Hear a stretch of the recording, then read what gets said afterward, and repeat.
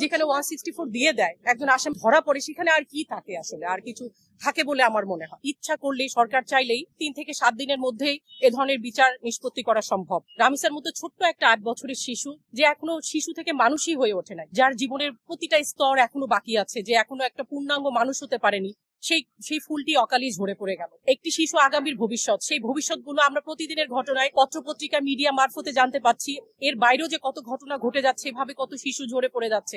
যে জাতি এই শিশুকে, আগামীর ভবিষ্যৎকে সুরক্ষা দিতে পারে না, সে জাতির ভবিষ্যৎ আসলে কতখানি নিশ্চিত, এটুকু আমরা আসলে আমরা নিজেরাই আইনজীবী হিসেবে দ্বিধাহীন। তো আমরা যদিও জানি আইনের বিষয়গুলো, তারপরেও যদি এ ধরনের চাঞ্চল্যকর ঘটনার ক্ষেত্রে আসামি ধরা পড়ে, 164 দেয় এবং আশেপাশের সাক্ষ্য প্রমাণ থাকে, তাহলে আমার কাছে মনে হয় এ ধরনের ঘটনা ইচ্ছা করলেই, সরকার চাইলেই 3 থেকে 7 দিনের মধ্যেই এ ধরনের বিচার নিষ্পত্তি করা সম্ভব। এবং এ ধরনের ঘটনার ক্ষেত্রে আপিলের বিধানও আমার কাছে মনে হয় যে অযৌক্তিক। রামিসার যে বিষয়টা আসলে আমরা ঘুমোতে পারিনি, ঘুমাতে দিচ্ছে না আমাদেরকে, দেয়ালে পিঠ ঠেকে গেছে। হ্যাঁ, আমাদের মনে হয় যে সকলেরই প্রতিবাদ জানানো উচিত।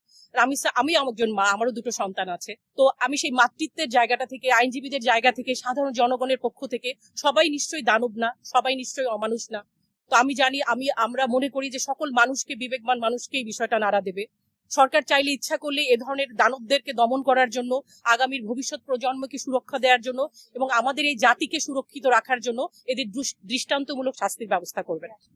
আসলে এখানে যেখানে একজন আসামি 164 দেয়, তো সেখানে আসলে আপিলের নামে, আনুষ্ঠানিকতার নামে এটা আরেকটু বিচার বিলম্বের দিকে নিয়ে যাচ্ছে কিনা, বিচারহীনতার দিকে নিয়ে যাচ্ছে কিনা, মানে যত বেশি আনুষ্ঠানিকতা আমার কাছে তত বেশি অস্পষ্টতা লাগে আসলে বিষয়গুলো। যেখানে 164 দিয়ে দেয় একজন আসামি ধরা পড়ে, সেখানে আর কি থাকে আসলে।